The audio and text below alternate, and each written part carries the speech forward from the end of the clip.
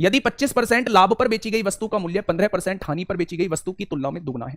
ये 25% लाभ पर बेची गई वस्तु है प्रॉफिट पर, और ये 15% डिस्काउंट पर बेची गई वस्तु है यानी लॉस पर। उसने कहा है जो 25% लाभ पर बेची गई वस्तु है उसका मूल्य 15% की हानि पर बेची गई वस्तु की तुलना में दुगना है।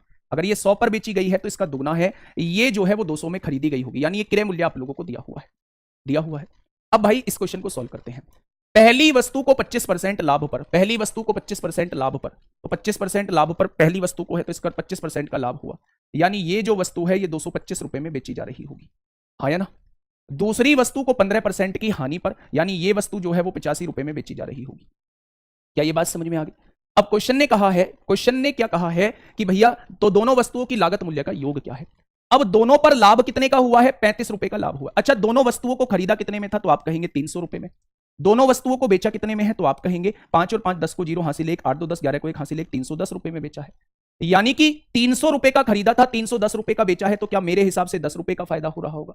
उसने कहा है 35 रुपए का लाभ मिला है, तो 10 की वैल्यू क्या हो जाएगी? 10 की वैल्यू क्या हो जाएगी? 35 हो जाएगी। तो 1 की वैल्यू क्या हो जाएगी? 35/10 हो जाएगी। 1 की वैल्यू 35/10 हो जाएगी। तो उसने पूछा है मेरे भाई टोटल क्रय मूल्य का योग क्या है, यानी वो 300 की वैल्यू आपसे पूछना चाह रहा है। तो यहां से कितना हो जाएगा? कहीं गड़बड़ हुई है क्या? मेरे हिसाब से कहीं गड़बड़ हुई है मेरे भाई, देखना 225 नहीं 250 होगा।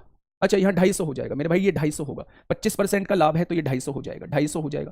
तो ये 250 रुपए का सामान बेचा था, यहाँ पे जो है 85 रुपए का सामान बेचा है, तो टोटल मिला के माल जो है वो 335 रुपए का बेचा है।